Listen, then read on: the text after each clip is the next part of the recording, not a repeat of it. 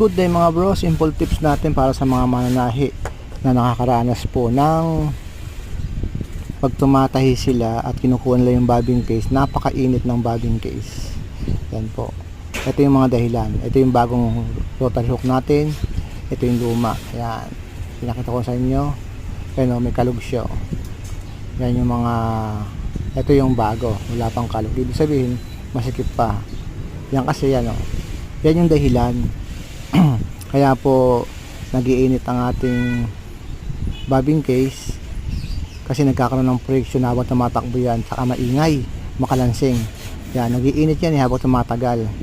Yan po yung dahilan. Kaya po nagiinit ang bobbing case natin. Hindi gaya ng bago, smoothly po siya. Yan ang mga simple tips natin kay Tips Brother.